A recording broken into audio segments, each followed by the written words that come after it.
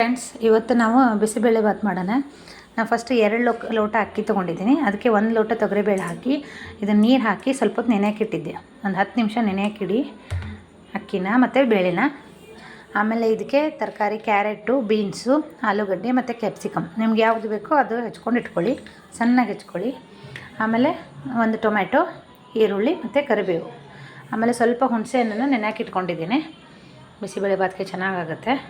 ಈಗ ಫಸ್ಟು ಬೇಳೆ ಮತ್ತು ಅಕ್ಕಿನ ಮತ್ತು ಇದೆಲ್ಲ ತರಕಾರಿನೂ ಸೇರಿಸಿ ಕುಕ್ಕರಲ್ಲಿ ಬೇಯಿಸ್ಕೋಬೇಕು.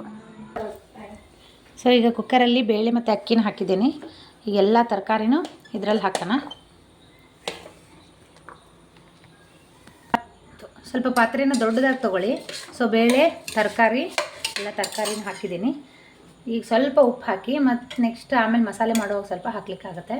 ಸ್ವಲ್ಪ ಉಪ್ಪು, ಆಮೇಲೆ ಒಂದು ಅರ್ಧ ಚಮಚ ಅರಿಶಿನ ಪುಡಿ, ಆಮೇಲೆ ತುಪ್ಪ ಇದ್ದರೆ ತುಪ್ಪ ಹಾಕ್ಕೊಳ್ಳಿ, ಚೆನ್ನಾಗಿ ಟೇಸ್ಟ್ ಬರುತ್ತೆ. 1 ಚಮಚಷ್ಟು ತುಪ್ಪ ಹಾಕ್ಕೊಂಡು ಸ್ವಲ್ಪ ನೀರು ಹಾಕಬೇಕು. ನೀರನ್ನು ಜಾಸ್ತಿ ಹಾಕಬೇಕು. ನೀರು ಸ್ವಲ್ಪ ಜಾಸ್ತಿ ಹಾಕಿ ಇದನ್ನು ಒಂದು 3ರಿಂದ 4 ವಿಸಿಲ್ ಹೊಡೆಸ್ಕೋಬೇಕು. ಸೊ ನೋಡಿ, ನಾನು ಒಂದು 2 ಚರಿಗೆಯಷ್ಟು ನೀರು ಹಾಕಿದ್ದೀನಿ. ಇದಕ್ಕೆ ಇನ್ನೂ ಜಾಸ್ತಿ ಹಾಕಿದರೂ ಅಡ್ಡಿ ಇಲ್ಲ. ಅಂದರೆ ಮೆತ್ತಗಾಗಬೇಕಿದ್ದು ರೈಸು ತರಕಾರಿ ಎಲ್ಲ ಕುದಿಬೇಕು. ಸೊ ಸ್ವಲ್ಪ ನೀರು ಸ್ವಲ್ಪ ಜಾಸ್ತಿ ಹಾಕ್ಕೊಳ್ಳಿ ಫ್ರೆಂಡ್ಸ್. ಎಲ್ಲನೂ ಹಾಕಿ ಒಂದು 3-4 ವಿಸಿಲ್ ಹೊಡೆಸ್ಕೊಳ್ಳಿ. ಇಲ್ಲಿ ಒಂದು ಪಾತ್ರೆ ತೊಗೊಂಡು ಈಗ ಅನ್ನ ಅಕ್ಕಿ ಎಲ್ಲ ಕುದಿಯೋವರೆಗೂ ನಾವು ಸ್ವಲ್ಪ ಅದಕ್ಕೆ ಮಸಾಲೆ ಮಾಡ್ಕೊಳ್ಳೋಣ. ಈಗ ಒಂದು ಪಾತ್ರೆ ತೊಗೊಂಡು ಅದಕ್ಕೆ ಎಣ್ಣೆ ಬಿಸಿ ಮಾಡ್ತಾ ಇದ್ದೀನಿ. ಸೊ ಎಣ್ಣೆ ಕಾದಾದಮೇಲೆ ಸಾಸಿವೆ, ಜೀರಿಗೆ, ಸ್ವಲ್ಪ ಹಿಂಗೆ ಹಾಕಿ, ಆಮೇಲೆ 1-2 ಒಣ ಮೆಣಸಿನ್ಕಾಯಿ ಹಾಕಿ, ಒಂದು ಸ್ವಲ್ಪ ಶೇಂಗಾಕಾಳು ಹಾಕಿ, ಚೆನ್ನಾಗಿ ಬರುತ್ತೆ ಟೇಸ್ಟು ಅದರಲ್ಲಿ. ಇದನ್ನೆಲ್ಲ ಸ್ವಲ್ಪ ಫ್ರೈ ಮಾಡ್ಕೊಳ್ಳಿ.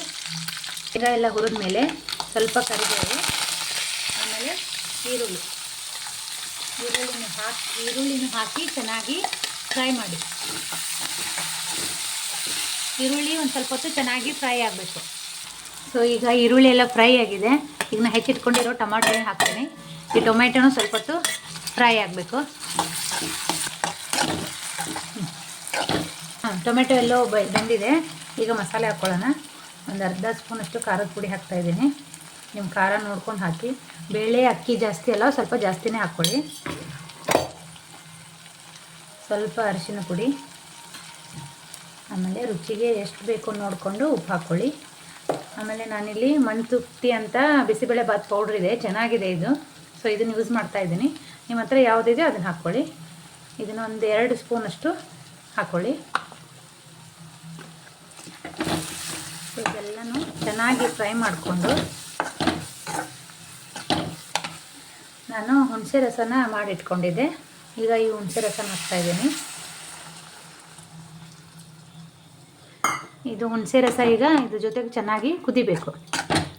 ಸ್ವಲ್ಪ ಹೊತ್ತು ಕುದಿಯೋಕ್ಕೆ ಬಿಡಿ ಫ್ರೆಂಡ್ಸ್. ಇದು ನೋಡಿ ಚೆನ್ನಾಗಿ ಕುದೀತಾ ಇದೆ. ಆ ಪೌಡ್ರ್ ಹಾಕಿದ ಮೇಲೆ ಸ್ವಲ್ಪ ಗಟ್ಟಿ ಗ್ರೇವಿ ಥರ ಬಂದಿದೆ. ಈಗ ಇದಕ್ಕೆ ಸ್ವಲ್ಪ ಬೆಲ್ಲ ಹಾಕಿ. ಬೆಲ್ಲ ಅಂದರೆ ಹುಣಸೆನ ಹಾಕಿದ್ದೀವಲ್ಲ, ಬೆಲ್ಲ ಹುಣಸೆನ ಚೆನ್ನಾಗಿ ಕಾಂಬಿನೇಷನ್ ಆಗಿ ಒಳ್ಳೆ ಟೇಸ್ಟ್ ಕೊಡುತ್ತೆ. ಇನ್ನು ಸ್ವಲ್ಪ ನೀರು ಹಾಕ್ಕೊಂಡು ಇನ್ನೊಂದು ಸ್ವಲ್ಪ ಹೊತ್ತು ಕುದಿಸ್ಕೊಳ್ಳಿ.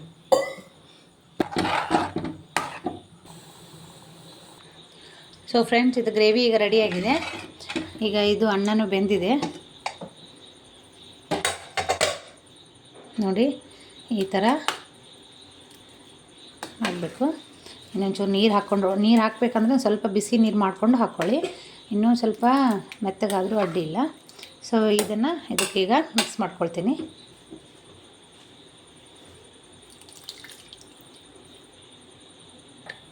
ನೋಡಿ ಫ್ರೆಂಡ್ಸ್, ಈ ಥರ ಮಸಾಲೆ ಎಲ್ಲನೂ ಇದರಲ್ಲಿ ಚೆನ್ನಾಗಿ ಮಿಕ್ಸ್ ಮಾಡಿಕೊಂಡು ಲಾಸ್ಟಿಗೆ ಸ್ವಲ್ಪ ಕೊತ್ತಂಬರಿ ಸೊಪ್ಪೆಲ್ಲ ಹಾಕಿ ಸಣ್ಣ ಉರಿಯಲ್ಲಿ ಒಂದು 5 ನಿಮಿಷ ಬೇಯಿಸ್ಬೇಕು.